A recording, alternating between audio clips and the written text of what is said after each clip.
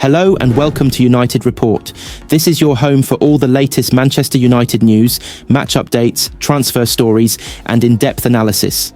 Stay connected and never miss a moment. Subscribe now to stay ahead with everything happening at Old Trafford. Diogo Dalot has told Sir Jim Ratcliffe that Manchester United's players are prepared to sacrifice themselves to make the club great again. At the end of a week when United's outspoken co-owner accused some members of Ruben Amorim's squad of being overpaid and underperforming, Dalot admitted his uncompromising message has resonated strongly inside the Old Trafford dressing room. But the Portuguese defender insists that being ready to suffer for the cause has always been the price that comes with wearing the famous red shirt. "I think the history of this club is about sacrifice and fighting against the world," said Dalot ahead of United's trip to face Leicester.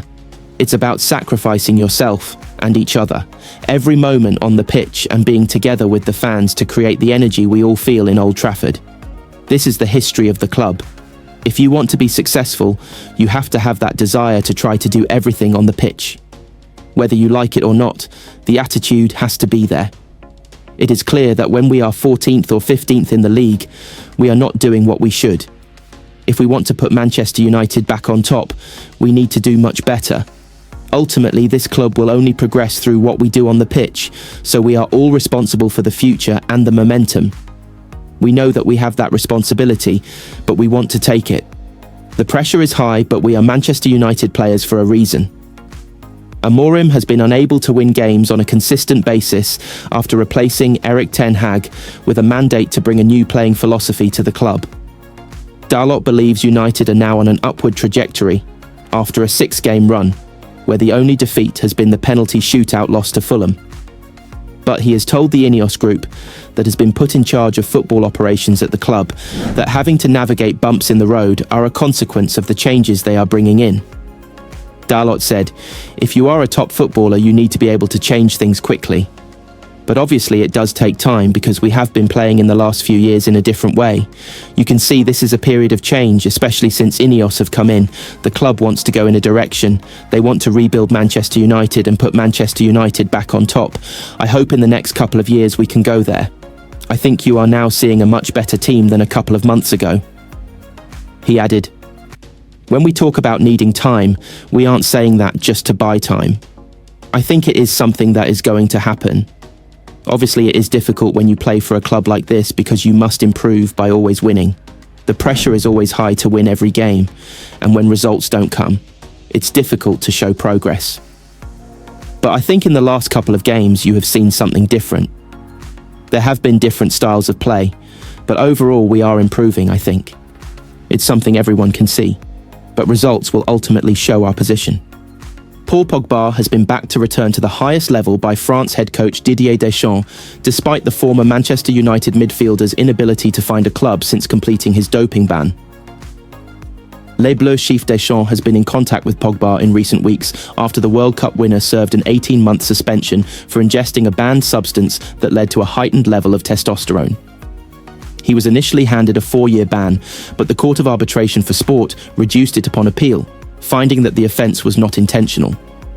Pogba, who turned 32 years old on Saturday, was officially allowed to return to action last week, though he would have been free to train with a new club since earlier this year. However, he is still waiting to agree a deal with a new club. Rumours of a third stint with United have carried little substance, and he has recently been linked with a move to Major League Soccer, including David Beckham's Inter Miami. Pogba is determined to play for France again, and Deschamps is willing to keep the door open once he can prove his form for a new club first. He's supposed to be able to play again, but he doesn't have a club. "We're talking, and I won't tell you the details," Deschamps said ahead of France's 2-legged UEFA Nations League quarter-final against Croatia next week. Yes, he has the ability and the mentality to return to the highest level. It won't happen overnight, but for the moment, he hasn't made a decision. We'll see. Pogba has been intermittently sharing footage of himself in training on social media with a series of cryptic captions, and after his ban was reduced last year, he said, "Finally, the nightmare is over, and I can look forward to the day when I can follow my dreams again and again. I always stated that I never knowingly breached anti-doping regulations. I play with integrity, and I want to thank Court of Arbitration who heard my explanation. This has been a hugely distressing period in my life. Everything I've worked so hard has been put on hold. Thank you for all the love and support once again. I can't wait to get back on the pitch.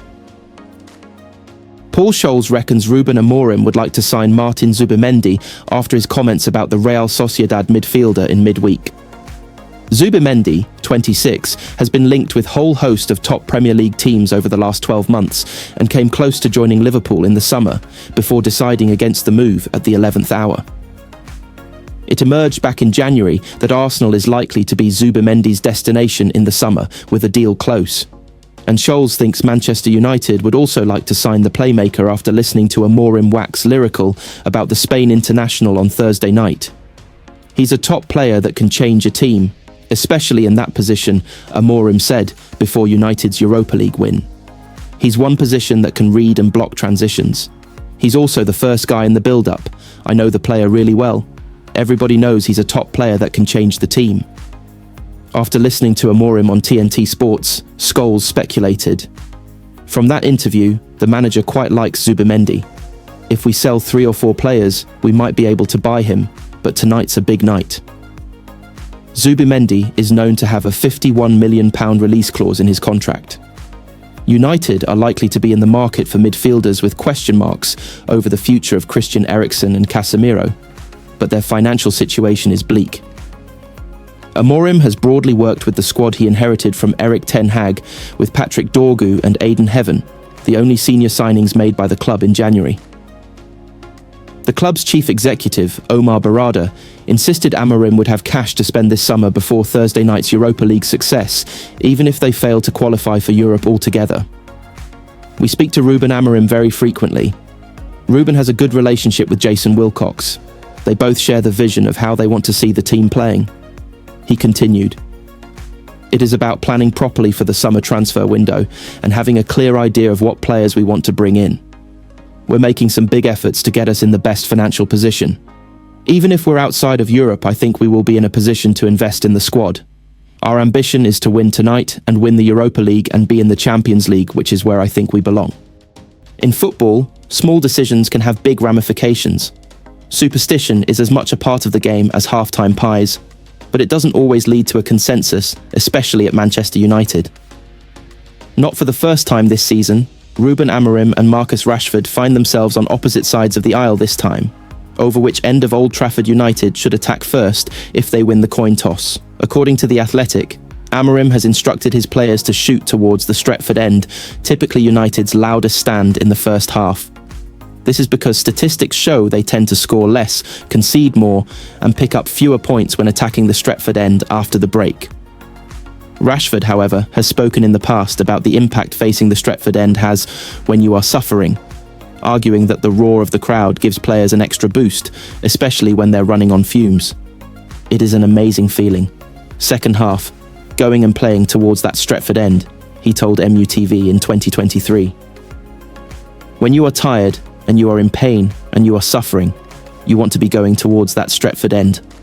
100%. With United staring down the barrel of their worst domestic finish to a season in over 50 years, Amorim seems prepared to try anything to reverse their fortunes. While choosing to attack the Stretford end first might feel counterintuitive, the statistics paint an undeniable picture. Since the 2016-17 season, United have averaged 2.3 points per game when facing the Stretford end first, compared to 1.8 when doing so in the second half. The difference extends to goals as well. The club have scored 2.2 per game when attacking the Stretford end first, versus 1.7 when attacking it after the break. Defensively, the trend continues, with United conceding just 0.8 goals per game in the first half Stretford end setup, compared to 1.1 when playing that way in the second half. Amorim also believes that attacking the Stretford end first could help United's habit of starting matches slowly. Of their 28 Premier League games this season, the Red Devils have conceded first in 17 of them and have gone on to lose 12. They've also been beaten 7 times at home already, this term more than the club have ever suffered in a single Premier League season before. Rashford, who fell out with Amorim after being left out the Manchester derby in December, left United to join Aston Villa in January, temporarily ending his 20-year association with the club. He's made a bright start to life at Villa Park, with 4 assists in his first 9 matches, though is yet to get on the score sheet. His improved form, however, has earned him an England recall for Thomas Tuchel's squad this month. Villa face United at Old Trafford on the final day of the season, though Rashford will play no part in the fixture as he'll be ineligible to feature due to the terms of his loan agreement. On Wednesday, the 27-year-old helped his new club book their place in the Champions League quarter-finals following their 3-0 win over Club Brugge, which confirmed a 6-1 aggregate victory. They will face PSG in the last 8, and victory there would set up a semi-final clash with either Arsenal or Real Madrid. United, meanwhile, trounced Real Sociedad 4-1 on Thursday to seal a 5-2 aggregate win, as well as passage to the Europa League quarters, where they'll face Lyon.